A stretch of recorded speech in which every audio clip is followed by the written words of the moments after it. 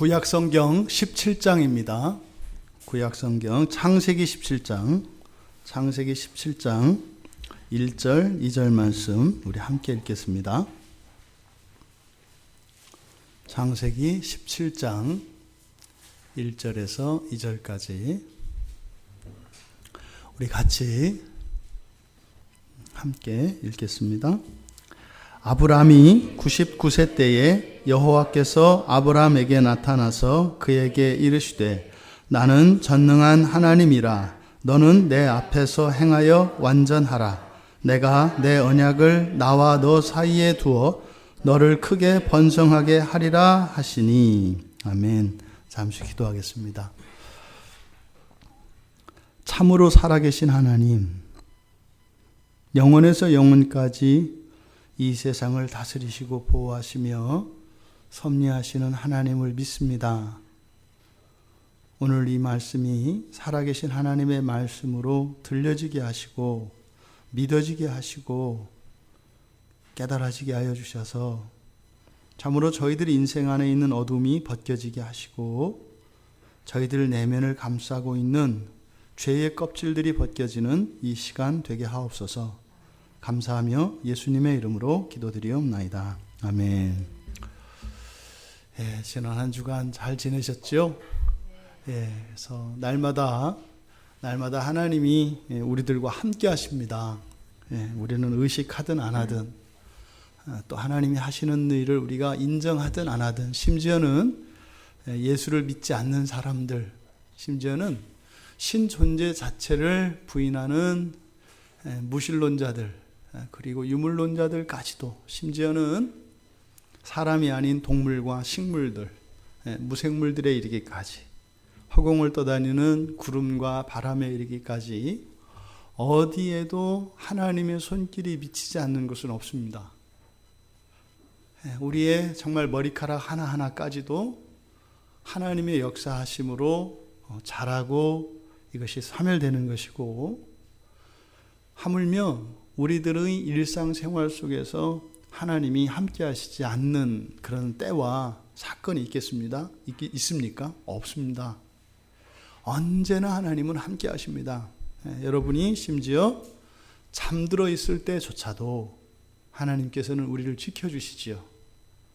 그래서 우리가 잠들어 있을 때 뛰던 심장이 멈추지 않게 하시고, 혈관을 타고 흐르는 이 피가 막히지 않게 하시고, 또 외부에서 강도나 도둑들이 우리 집에 들어오지 못하도록 막아주십니다.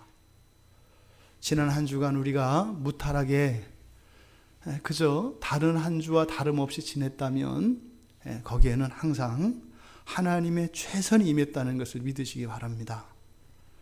우리를 무너뜨리고 우리에게 해를 끼치고 우리의 마음에 슬픔과 절망으로 먹구름 씌우듯이 씌우고자 하는 어둠의 세력들은 단 한순간도 쉼없이 열심히 노력하고 있습니다. 우리가 그냥 요만하게 그래도 이렇게 주일 아침에 나와서 하나님께 예배할 수 있는 이것이 얼마나 놀라운 하나님의 은혜인 줄 모릅니다. 부디 우리들이 날마다 인생을 살아갈 때 그렇게 하나님과 이렇게 날마다 친해졌으면 좋겠습니다. 날마다 좀 가까워졌으면 좋겠고, 날마다 하나님을 더욱더 생생하게 그렇게 만날 수 있었으면 좋겠습니다. 하나님은 우리가 지식적으로 알잖아요. 나를 구원하시기 위해서 독생자 예수를 이 땅에 보내주셨고, 십자가에서 내 대신, 그러니까 나의 죄를 대신하여 제물이 되어 죽으셨다. 다 알지 않습니까? 네, 사실은 우리의 평생은 이 복음의 말씀, 이 말씀을 깨닫는 과정이 우리의 인생입니다. 그래서 우리들이 이 세상을 떠날 때 마지막 느끼는 것은 바로 그것입니다. 예수 그리스도가 이 땅에 오셔서 나의 죄를 대속하여 주셨다고 하는 그 의미, 그리고 부활하셨고, 그리고 장차 예수 그리스도께서 이 세상을 완전히 새롭게 하셔서 그 영원한 하나님 나라의 백성으로 나를 삼아주셨다는 것이 무엇인지, 그것은 우리가 이 세상의 마지막 호흡을 내쉬기 직전에 다 일어납니다. 그래서 그때는요, 믿음이 더 이상 필요 없다고 말씀을 드리는 거예요. 다 알기 때문에 믿음이 필요 없습니다. 우리들이 날마다 살아가는 반복되는 것 같고, 이렇게 뭐 좀 이렇게 감동적인 것도 없고 밋밋한 것 같은 이런 인생이 얼마나 놀라운 인생인가 하는 것을 깨달을 수만 있다면, 우리들이 정말 하나님을 더욱 실감하고 하나님을 실제적으로 느낄 수 있을 것입니다. 오늘 설교의 제목을 하나님의 사랑과 인생이라고 이렇게 설교의 제목을 정했는데, 앞으로는 당분간 과연 사람이 살아가는 인생 속에서 과연 하나님의 사랑이 의미하는 게 뭔가, 사실은 이 사랑이라는 말은 구원으로 바꾸어서 이해할 수 있습니다. 내가 예수 믿었다는 게 뭔가? 여러분들은 예수 믿었다는 게 무슨 의미가 있으세요? 일주일을 바삐 사셨는데 일주일의 삶 가운데 여러분의 구원이 어떤 영향이 미쳐졌고, 그 구원이 여러분들의 일주일의 삶에 어떤 도움과 어떤 유익이 되었는가를 묻는 겁니다. 생각을 해보세요. 오늘 우리가 읽은 이 창세기 17장은 아브람이 99살이 되었을 때 그에게 나타나셨던 그 여호와의 만남을 기록하고 있는 장면입니다. 이 아브람이라고 하는 사람은 보통 우리가 아브라함으로 더 잘 알고 있죠. 그렇죠? 아브라함. 그의 본명은 아브람입니다. 아브람. 그러면 아브람이라고 하는 말 뜻은 뭐 가장 뛰어난 아버지, 뭐 아버지 중에 아버지, 뭐 이런 의미입니다. 그래서 뭐 큰 아버지라고 번역하기도 하고, 뛰어난 아버지, 뭐 이렇게 번역을 합니다. 그러니까 뭐 최고의 아버지, 뭐 이런 뜻일 수 있습니다. 근데 그 아브람이 이제 후에 가서 아브라함이라고 하나님께서 이름을 바꾸어 주시죠. 근데 이 아브라함은 성경에서 나오는 최초의 선지자입니다. 여러분들 선지자 많이 아시잖아요. 그래서 선지자라고 하는 이 단어를 맨 처음 사용한 것이 이 아브라함입니다. 그래서 성경에 나오는 모든 선지자들의 시조가 또한 아브라함입니다. 또 신약에서는 아브라함을 우리가 누구라고 해요? 믿음의 조상이라고 합니다. 그러니까 왜 믿음의 조상이라고 하냐면 하나님께서 아브라함에게 약속하셨기 때문이에요.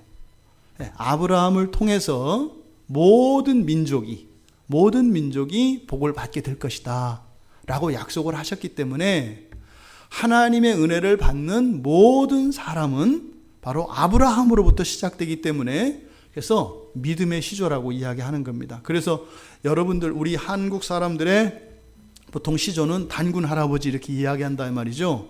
그 다음에 여러분들의 그 성씨의 시조들이 있잖아요. 그 시조들을 타고 올라가면 단군이 있고, 또 단군을 타고 올라가면 아담이 있는데 혈육을 따라서는, 그런데 이 아브라함을 믿음의 시조라고 이야기한다 이 말이에요. 그러니까 이 세상에 살아가는, 그러니까 아담이 타락한 이후에 모든 사람들 가운데 두 부류로 나뉜다는 거예요. 하나는 아브라함의 자손, 또 하나는 아브라함의 자손이 아닌 사람들, 이렇게 둘로 나뉜다 이 말입니다. 그래서 이것은 언약의 백성이고 구원받은 사람을 뜻하는 것이 바로 아브라함의 자손이라고 하는 의미입니다. 그러니까 오늘날 예수를 믿고 그리스도인이라 하는 사람들은 영적으로 누구의 자손인 거예요? 아브라함의 자손인 겁니다. 이것이 믿음의 시조라고 하는 의미죠.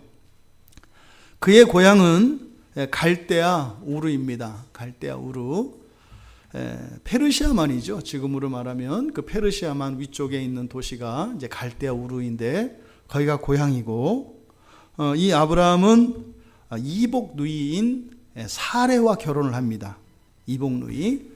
그러니까 어머니가 다른 거죠. 어머니가 다른 그 동생 중에서 한 사람인 사레와 결혼을 합니다.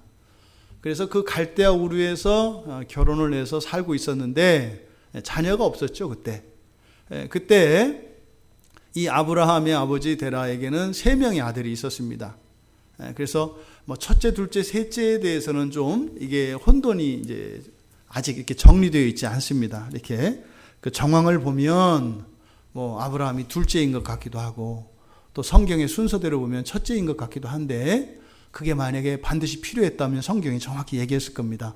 그것은 뭐 우리가 그렇게 큰 의미를 둘 필요는 없는 것 같고 어쨌든 아브라함이 결혼을 해서 갈대아 우르에 살고 있었는데 아버지 데라를 여호와 하나님께서 부르세요.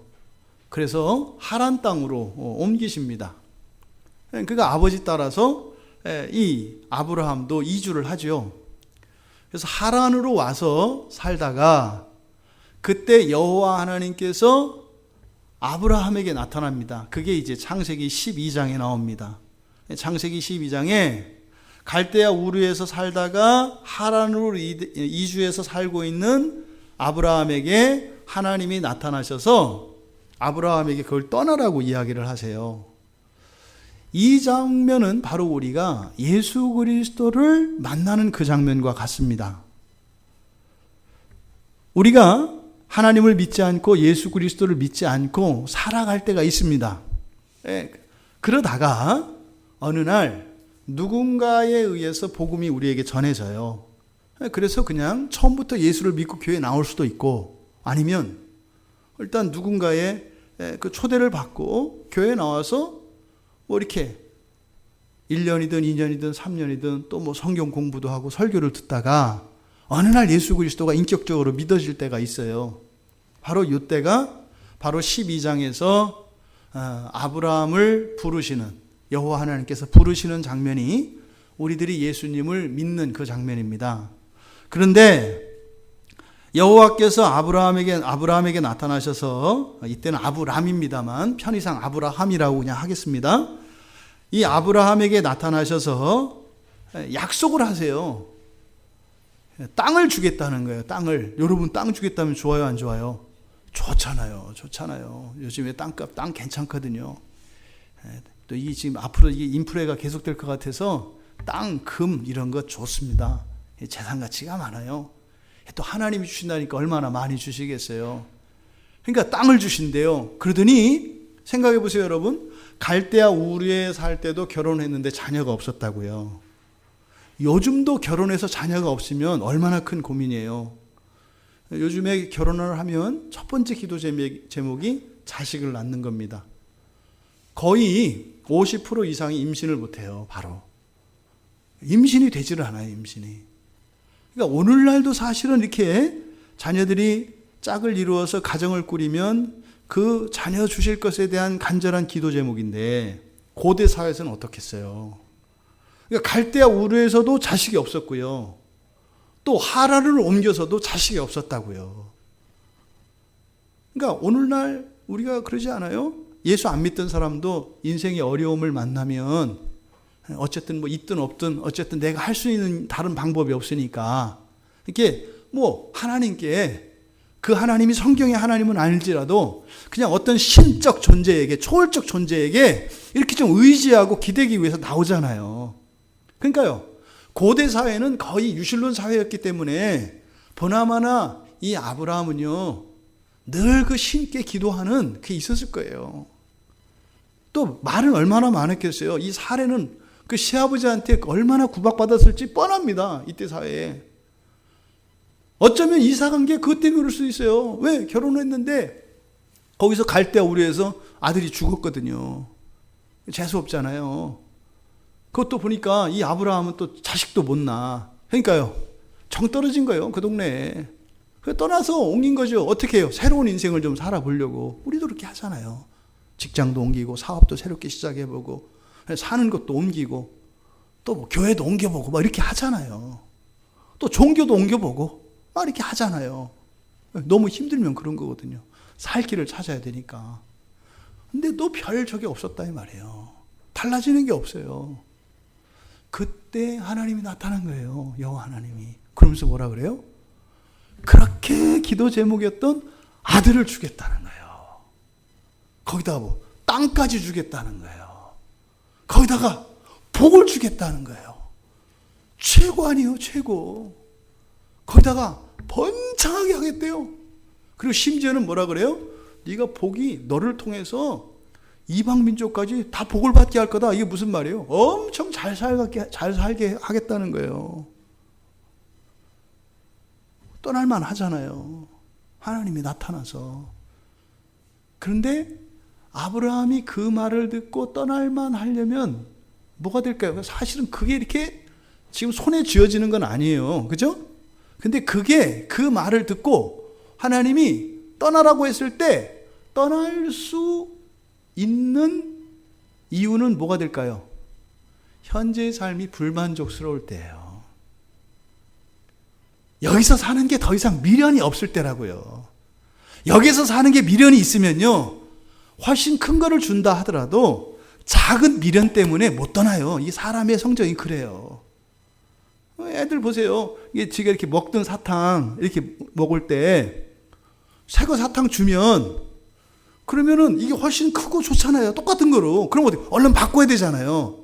그런데요, 안 나오는 거예요, 이게. 왜? 이 사탕은 내 입에 있고 저거는 똑같은 거 맞긴 맞는데 그게 이건지 알 수 없거든요.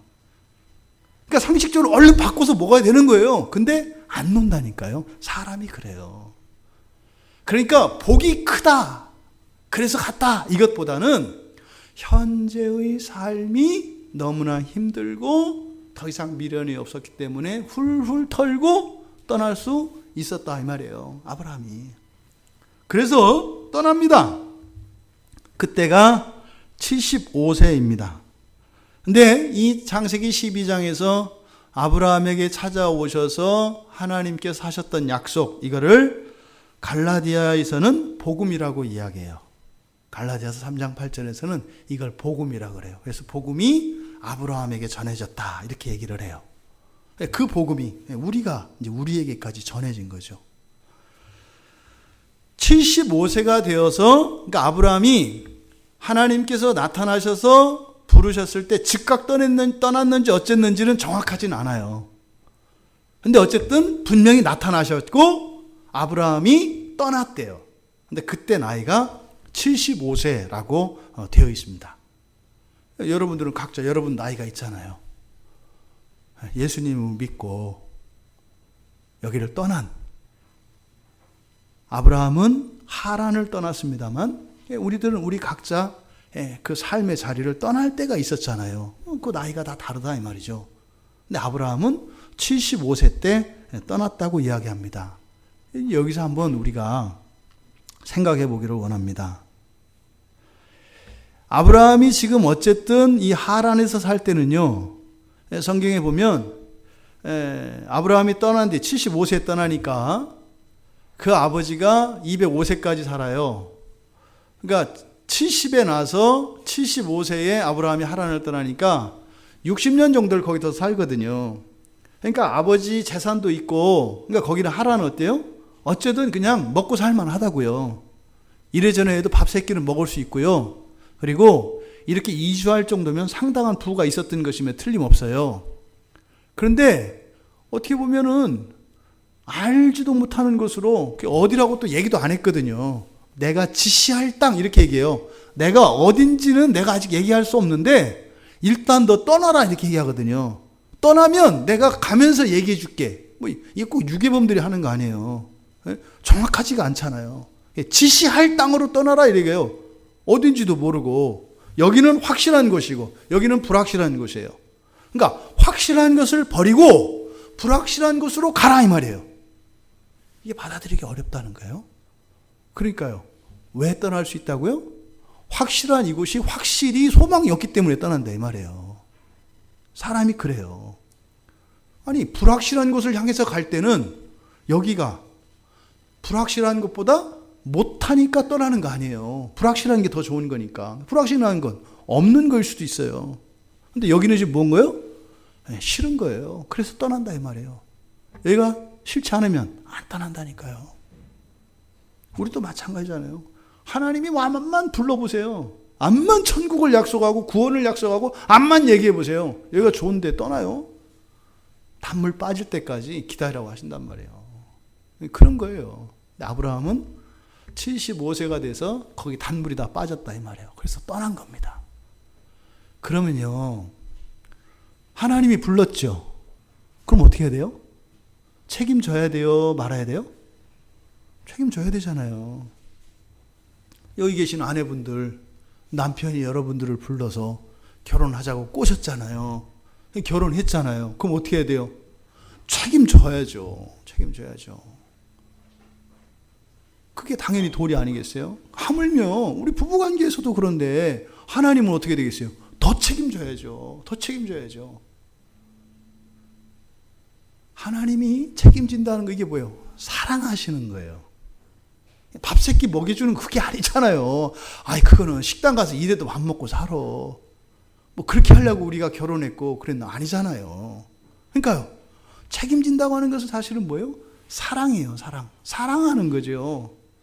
그러면 아브라함이 과연 75세에 제2의 고향인 하란을 떠나서 살아가는 그 과정 속에서 과연 하나님의 사랑을 어떻게 느꼈을까? 여러분들에게 묻는 겁니다. 여러분들은 예수를 믿고 난 뒤에 여러분들의 일상생활 속에서 하나님이 어떻게 여러분을 사랑하시나요? 하나님이 지금까지 여러분을 어떻게 사랑하셨고, 하나님께서 여러분들에게 어떤 복을 주셨고, 하나님이 여러분께서 어떤 유익이 되셨는가요? 우리가 그것을 살펴보고자 하는 겁니다. 이 아브라함이라고 하는 이 사람이요, 구약에 162, 우리말 성경으로 기준을 했을 때 구약 성경에 162번 인용이 됩니다. 그러니까 아브라함이 162번 인용돼요. 그리고 신약 성경에서는 74번 인용돼요. 그러니까 구약이 훨씬 많죠. 그죠? 근데 신약이 한 74번 정도가 인용되거든요. 근데 아브라함은 구약과 신약에서 굉장히 중요한 인물입니다. 그러니까 이스라엘의 혈육의 조상이고, 그렇죠? 그래서 모든 족보에는 아브라함이 등장한단 말이에요. 하나님을 소개할 때도 어떻게 해요? 아브라함의 하나님 이렇게 나온다 이 말이에요. 그러니까 구약의 백성들에게도 중요하고 신약의 백성들에게도 중요해요. 왜? 믿음의 조상이니까. 그래서 구약과 신약 양쪽을 붙들고 있는 게 이 아브라함이에요. 또 성경에 아브라함만큼 중요한 사람이 있어요. 그죠?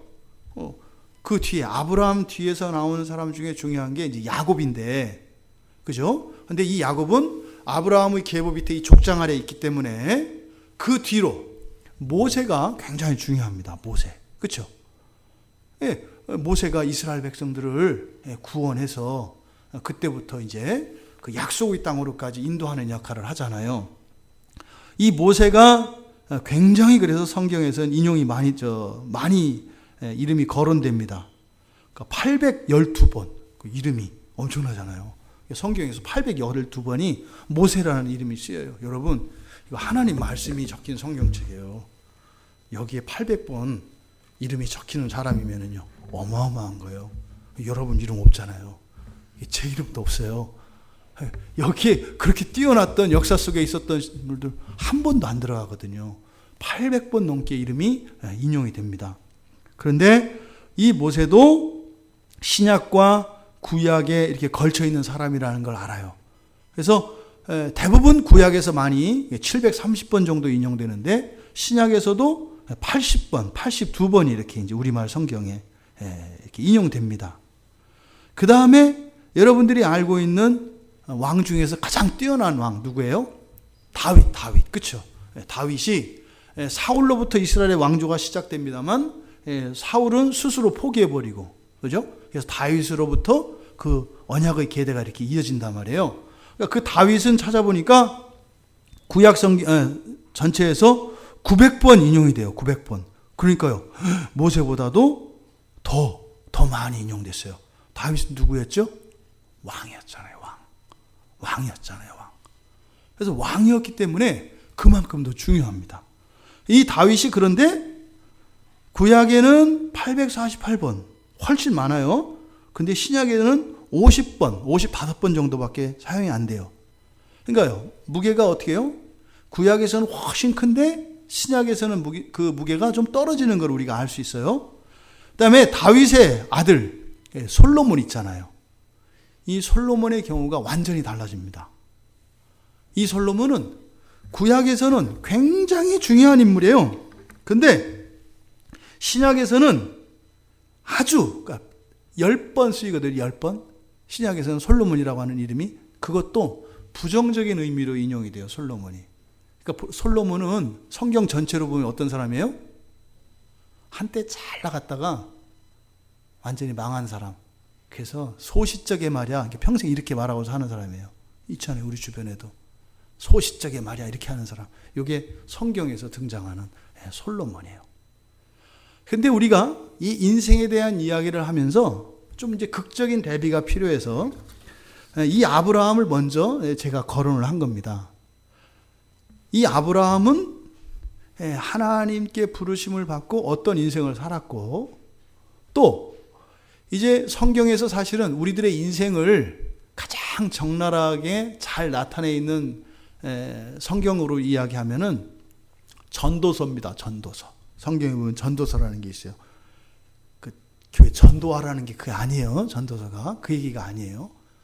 그래서 이 전도서는 솔로몬이 인생을 살고 마지막에 이제 자기의 살았던 인생의 모든 경험을 다 담아서 기록한 게 전도서거든요. 그래서 앞으로 전도서를 모르겠습니다. 그래서 전도서는 1년 12월 12달이 있는 것처럼 12장으로 되어 있거든요. 그래서 한 주일에 한 장씩 요약해서 전도서 전체를 복음적 관점에서 한번 살펴보려고 해요. 그래서 인생에 대한 이해를 우리가 그렇게 좀 구하려고 합니다. 그 전에 앞서서 이 솔로몬의 인생을 통해서 우리가 교훈을 얻기 전에 아브라함을 먼저 살펴보려고 하는 겁니다. 분명히 대조가 되기 때문이에요. 이 아브라함이 75세에 고향을 떠났는데요. 그때 아브라함이 고향을 떠나서 살았던 인생의 여정을 보면 그렇게 녹록치가 않습니다. 하나님이 맨 처음에 떠나면 뭐 주겠다고 잔뜩 얘기를 해가지고 그냥 떠나기만 하면 될 줄 알았단 말이에요. 비슷하잖아요, 우리하고. 예수 믿으면 다 될 것처럼 얘기하잖아요. 여러분, 예수 믿으면 구원받습니다. 믿으면 돼요. 믿으면. 진짜 믿으면 돼요. 믿으면 돼요. 안 믿으세요? 그냥 믿으면 돼요. 그냥 믿으세요. 이런단 말이죠. 근데 믿어보니까 어떻게 해요? 왠지 낚인 것 같은 이런 기분을 다 느끼거든요. 그게 아닌 것을 알게 돼요. 근데 그게 아브라함의 인생에서도 그렇게 나타납니다. 그래서 12장에서 떠나서 바로 떠납니다만 갔더니 아브라함이 맨 처음에 경험한 게 뭐예요? 맨 처음에 딱 떠나서요, 고향 떠나가지고요, 경험한 게 뭐냐면 가뭄이에요. 가뭄. 끼니 걱정한다고요. 이 기가 막히지 않아요? 아니 뭐 땅 준다고 그러고 아들 지금 못 낳았던 아들뿐이야? 뭐 어마어마한 민족을 이룰 정도로 자식을 많이 주겠다고 그러고, 그러더니 뭐 창대케 하고 아주 뭐 번창하게 할 거라고 복을 줄 거라고 하더니 막상 길을 나서 보니까 어떻게 돼요? 끼니 걱정해야 돼요. 그래서 어떻게 돼요? 마누라를 팔아먹어요. 자기 아내를. 밥 세끼 먹겠다고 아내를 팔아먹는다 이 말이에요. 그러니까 이 아브라함이라는 사람이 아까 말씀드렸죠. 우리가 막 믿음의 조상 이야기하는데 그 하란을 떠날 당시에 가장 근본적인 이유는 뭐라고요? 별로 하란 살 재미가 없었다고요. 그 땅에 대한 미련이 없었기 때문에 떠났다 이 말이에요. 왜요? 그 뒤에 아브라함이라는 사람이 하는 이런 행동들이나 이런 것을 보면 그걸 알 수 있어요. 철저히 자기 혈육 중심인. 나중에 가면 조카 롯이 어떻게 돼요? 잡혀가거든요. 목숨 걸고 또 찾으러 가거든요. 아내를 갖다가 넘겨줄 때는 언제고, 그 잡혀간 조카를 구하러 갈 때는 뭐냐 이 말이에요. 그 차이가 뭐예요? 사례는 그냥 아내고 조카는 내 혈육인 거예요. 근데 이 대응이 너무 다르잖아요.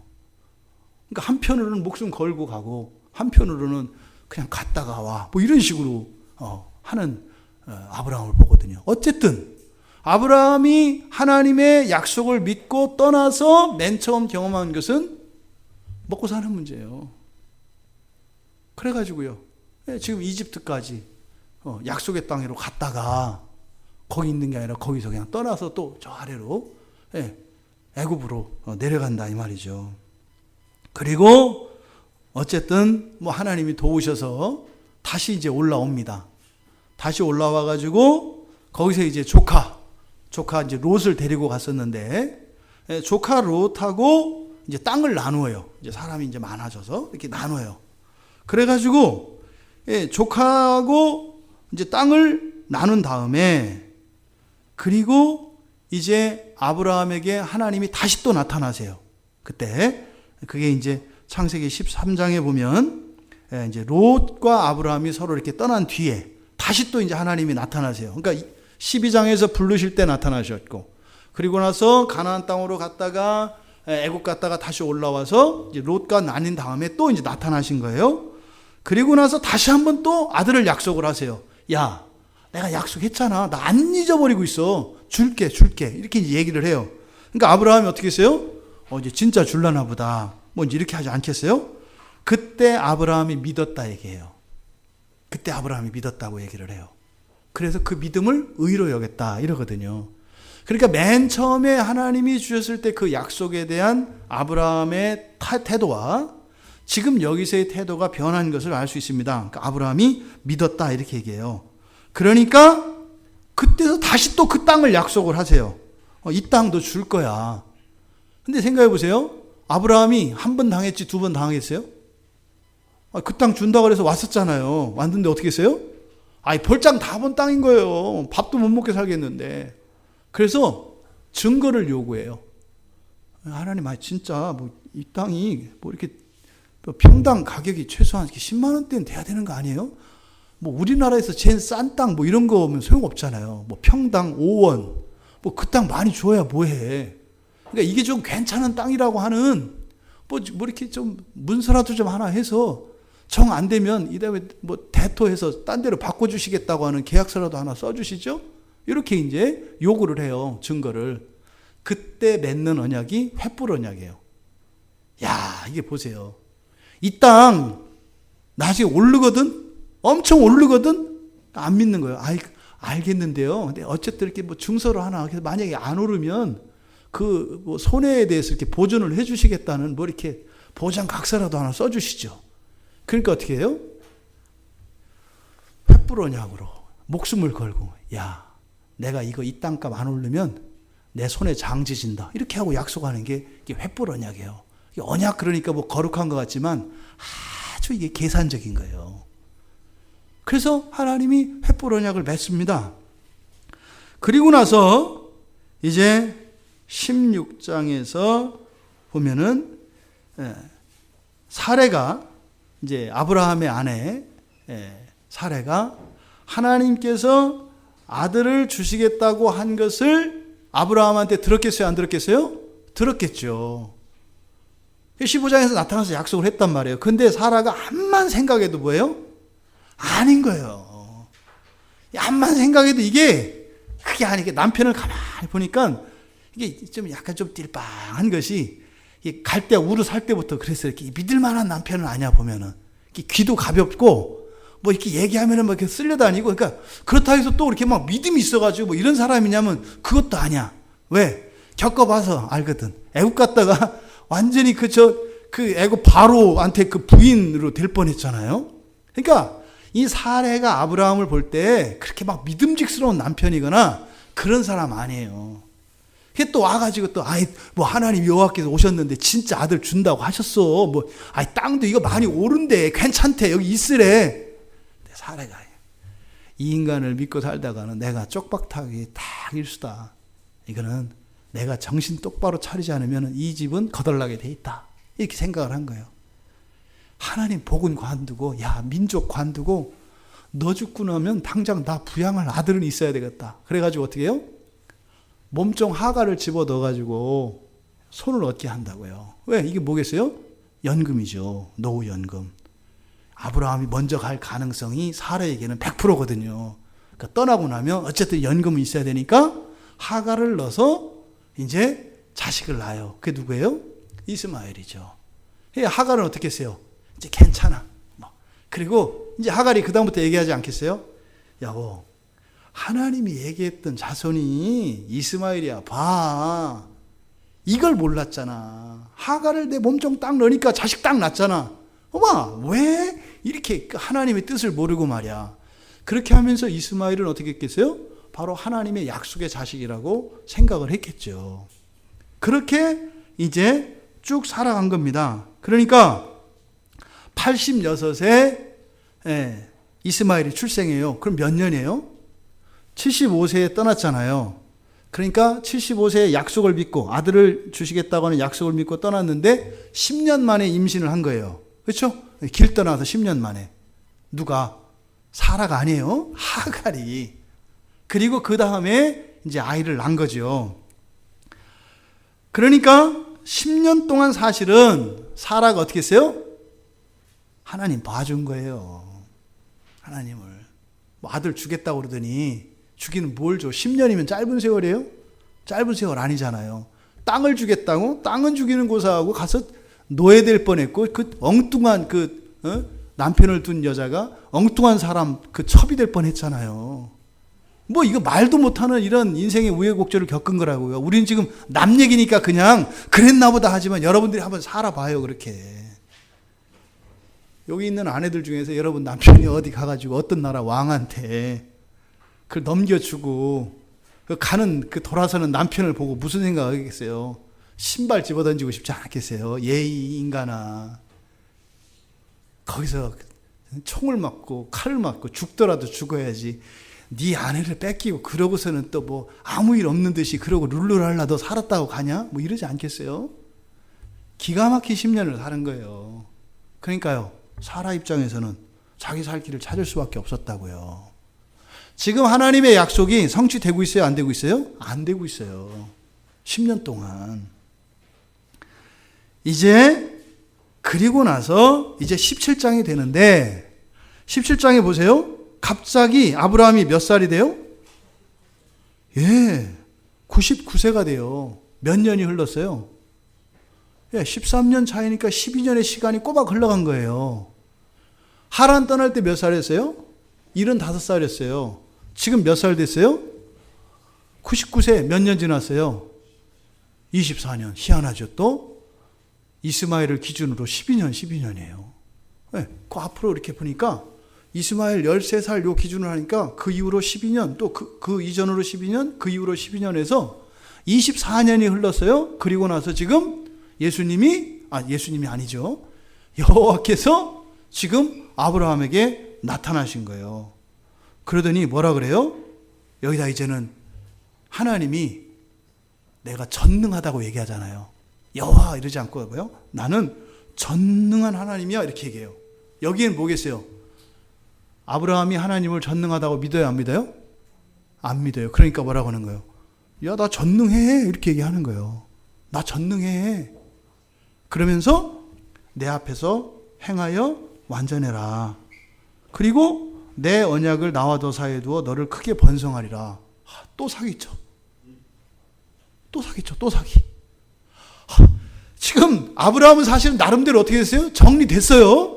그냥 하나님이 해주신 거로 그냥 했다고. 누구? 이스마엘 가지고 그냥 이스마엘을 그냥 약속한 걸로, 그러니까 하나님 약속 들어준 걸로 친다 이 말이에요. 우리가 그렇잖아요. 예수 믿고 구원받고 하나님이 복 주시겠다고 했는데 여러분들 뭐 이렇게 대충 따져보면 뭐 옛날보다 조금씩은 더 잘 살아지고 좀 나아지거든요. 원래 그래요. 예수 믿으면 진짜로 이렇게 보면요. 웬만큼 살림도 점점점 나아지고 그래요. 그냥 가만히 생각하고 여러분 감사하십시오. 계속 얘기하면요. 가만히 생각하면 감사할 거리들이 있거든요. 그러니까 뭐 그러네. 또 뭐 구원이 이루어진 것 같으네.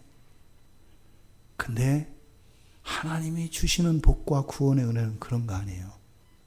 부인할 수 없을 만큼 막 껴맞춰서가 아니라 그것도 하나님의 은혜인 것은 틀림없습니다만은 부인할 수 없는 명확한 무엇이 이렇게 딱 주어져요. 그런데 아브라함은 안 믿는 거죠. 그러니까 하나님이 나 전능한 하나님이야. 이렇게 얘기를 하는 겁니다. 지금 24년 만에 나타나서 하는 얘기가 꼭 뭐예요?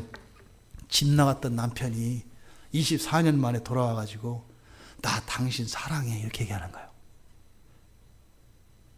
죽어라고 그냥 아침 저녁으로 그냥 뼈가 닳도록, 그래서 지금 무릎 다 닳아가지고 연골 수술해야 될 정도로 죽어라고 해서 애들 키우고 이렇게 살았더니 이 인간이 24년 만에 딱 나타나서 하는 말이 내가 당신 진짜 사랑해. 나 열심히 살았어.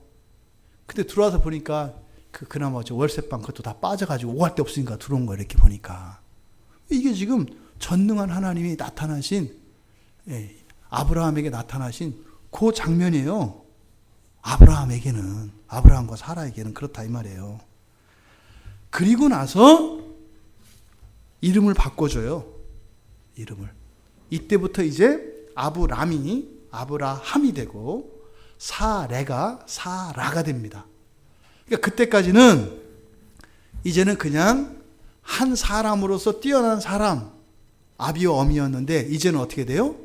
열국의 아비와 어미로 바뀌어요. 열국이라고 하는 것은 모든 민족의 아비와 어미로 조상으로 이게 바뀐다 이 말이에요. 그리고 나서 또 공수표를 또 날려. 그 이스마엘 말고 너 하갈한테서 난 그 아들 말고 내가 진짜 사라 너한테 아들을 낳게 해주겠다니까 이렇게 해서 공수표를 날려요. 보세요. 17절 가보세요. 지금 17장 1절에서 하나님이 나타나셨잖아요. 그러니까 어떻게 해요? 바짝 엎드린단 말이에요. 여호와 영광에 어떻게 해요? 딱 바닥에 엎드려요. 엎드려서 이제 하나님이 계속 얘기를 들어요. 이렇게. 근데 17절 가니까 어떻게 해요? 같이 읽어볼까요? 아브라함이 엎드려 웃으며 마음속으로 이르되 100세 된 사람이 어찌 자식을 낳을까? 사라는 90세니 어찌 출산하리요? 하고. 우리하고 똑같지 않아요? 여러분 설교 들을 때 비슷하잖아요. 목사님 말은 참 잘한다. 이렇게 대놓고 웃기도 하고 막 이렇게 하잖아요. 그러니까 아브라함이 이렇게 하고서는 이렇게 웃는 거예요. 24년 만에 나타나가지고 또 공수표 또 날려. 그치? 참 전능하긴 전능하다. 어떻게 그렇게 계속 공수표를 날리냐?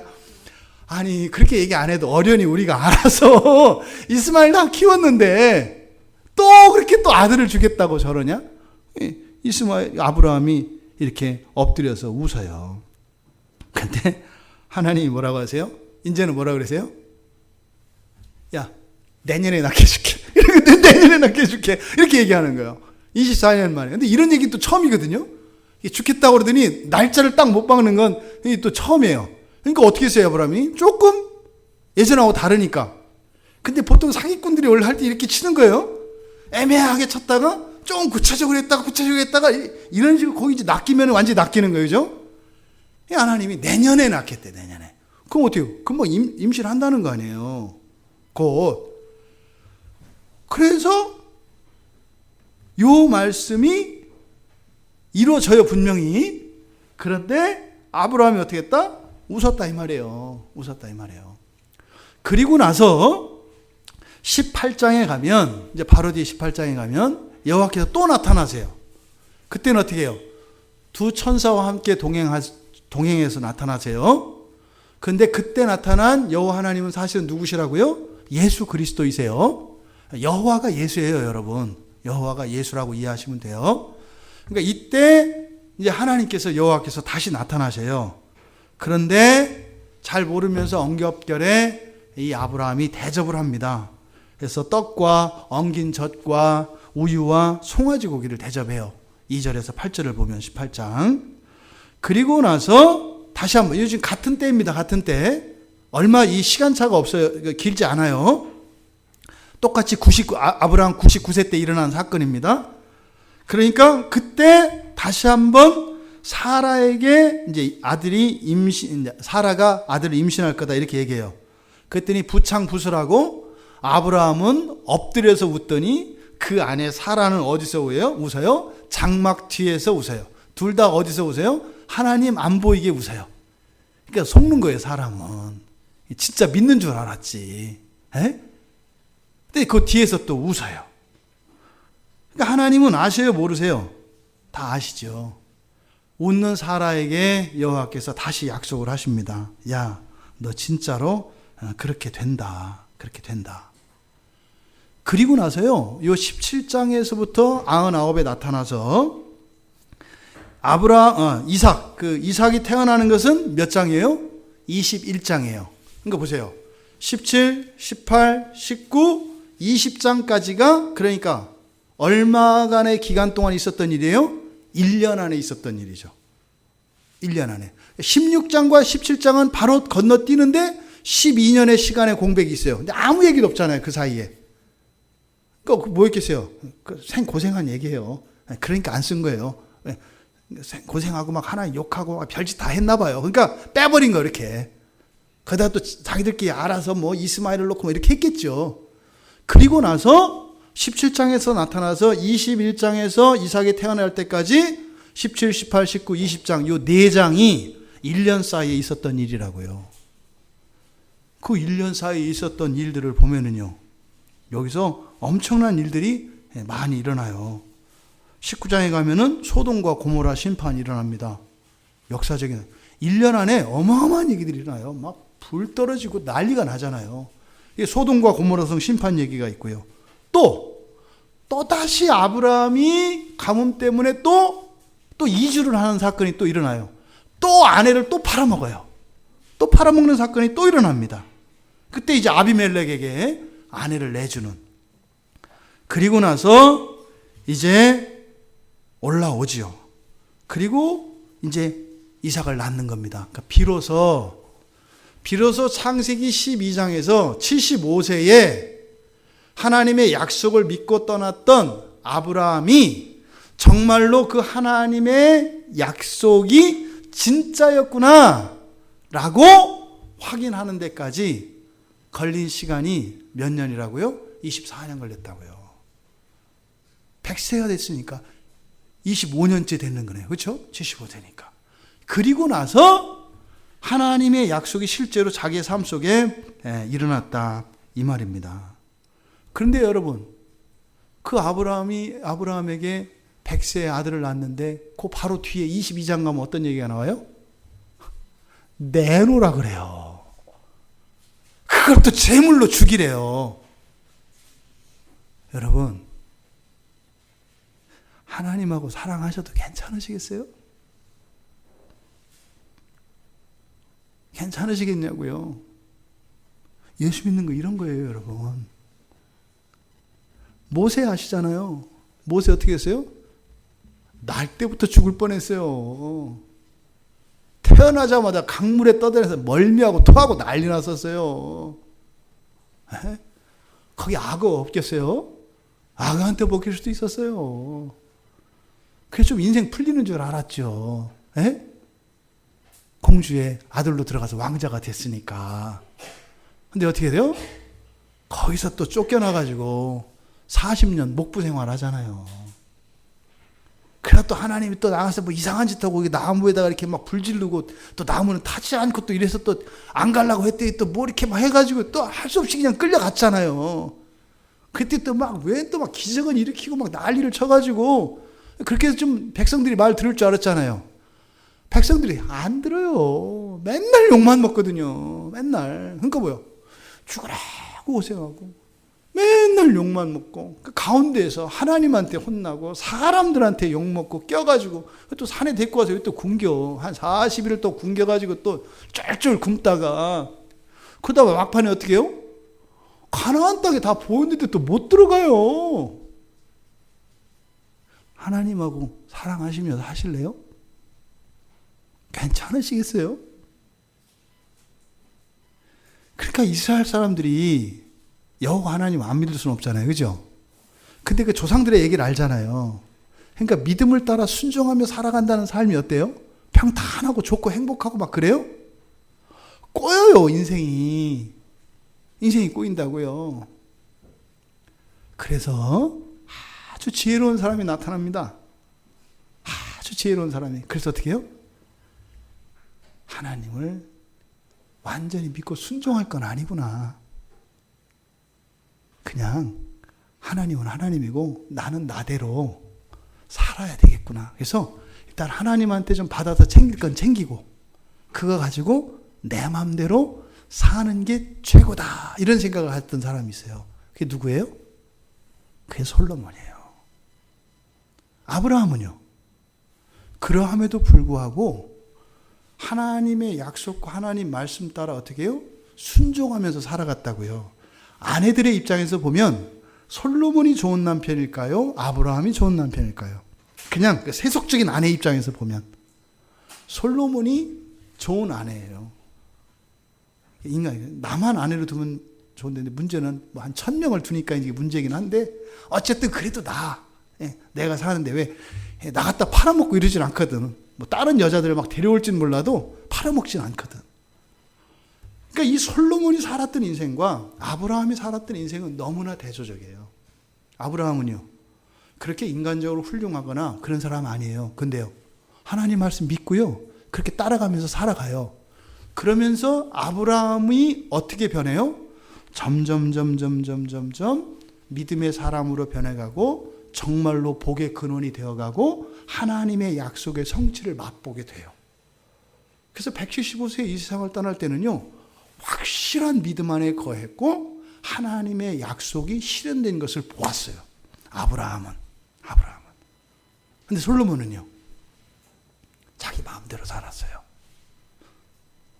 우리는 아브라함과 같은 인생을 살까요? 솔로몬과 같은 인생을 살까요? 뭐 다 달라요. 어떤 사람은 아브라함과 같은 인생을 사는 사람이 있고 어떤 사람은 솔로몬과 같은 인생을 사는 사람이 있어요. 성경이 그렇게 얘기하는 거예요. 어떻다? 인생을 떠날 때 마지막이 다를 것이다. 여러분들은 누구를 선택하시겠어요? 예, 그건 뭐 자유입니다. 자유. 예, 어떻게 선택하시든 자유입니다. 하지만 아브라함은 이 세상을 살면서 하나님의 언약이 성취되는 것을 보았습니다. 그래서 하나님 말씀이 하나도 틀리지 않다는 것을 믿었습니다. 확인하게 되었습니다. 아브라함은. 솔로몬은 인생을 다 살고 난 뒤에 똑같이 느낍니다. 하나님 말씀이 옳다는 것을 느낍니다. 똑같이 결론은 같습니다. 그런데 그들의 자신의 인생을 되돌아볼 때 그 인생의 의미가 완전히 다릅니다. 솔로몬은 자기 인생을 돌아볼 때 한마디로 말하면 뭐라 그래요? 헛되다. 허무를 이야기해요. 허무. 헛되다 이렇게 얘기해요. 아브라함은요, 참되다 이렇게 얘기해요. 여러분들에게 이 두 가지 인생이 여러분 앞에 있습니다. 이런저런 시행착오를 겪으면서도 날마다 자라가고 온전해져가는 아브라함과 같은 인생을 사는 인생이 있고, 하나님의 존재를 부인할 수 없죠. 뭐 나에게 믿음을 주셨는데 어떻게 그건 부인되는 게 아니거든요.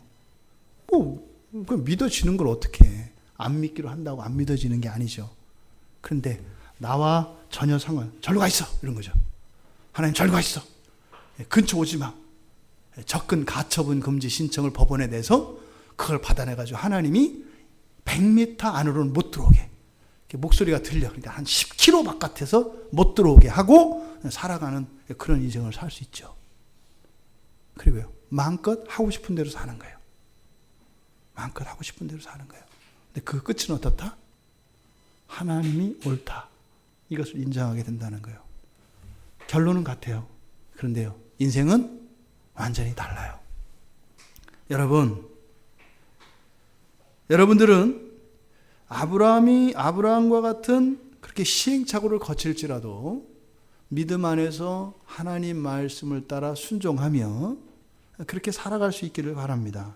그래서 여러분들의 삶 속에 하나님이 사랑하시고 하나님과 함께 하시는 것을 인생을 살면서 경험할 수 있기를 바랍니다. 그래서 하나님하고 친해질 수 있었으면 좋겠습니다. 설교 준비하면서 그런 생각을 해봤어요. 우리 지체들이 과연 하나님과 얼마나 친할까?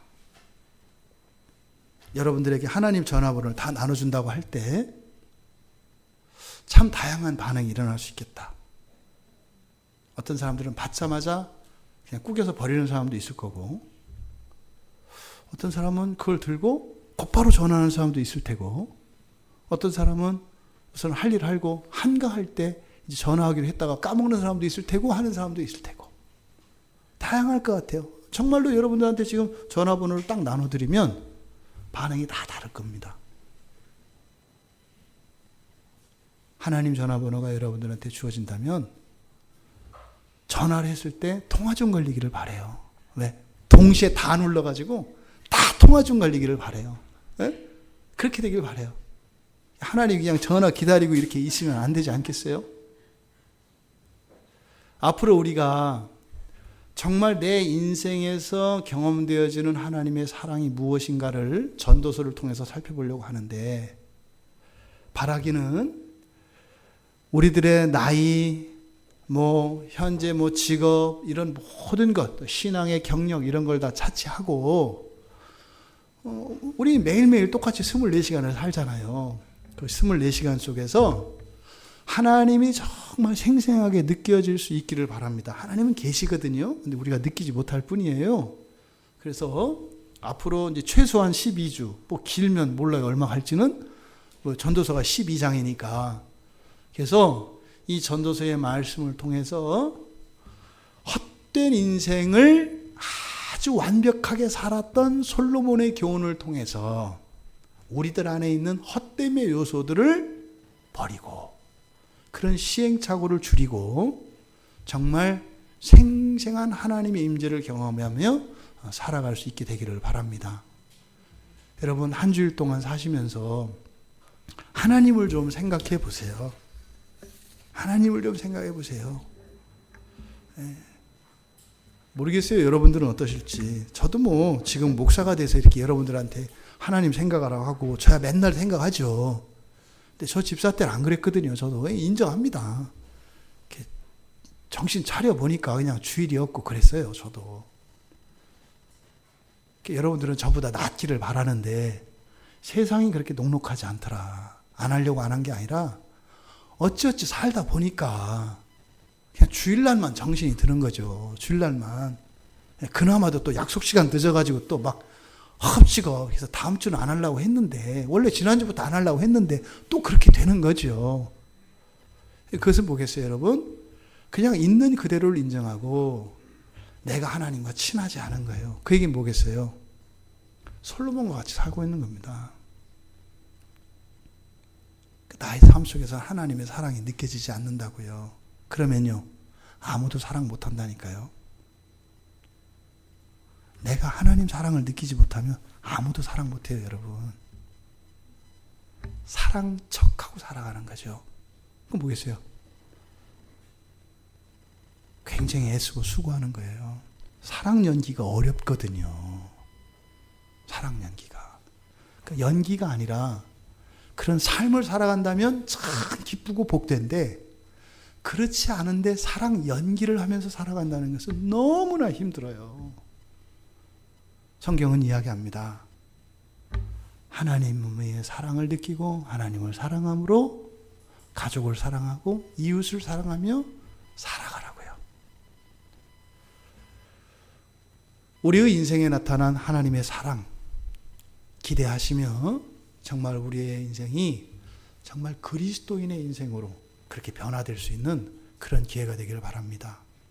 오늘 99세에 만났던 여호와를 만났던 아브라함, 75세에 만났을 때와 이 99세에 만났을 때 아브라함은 많이 달라졌습니다.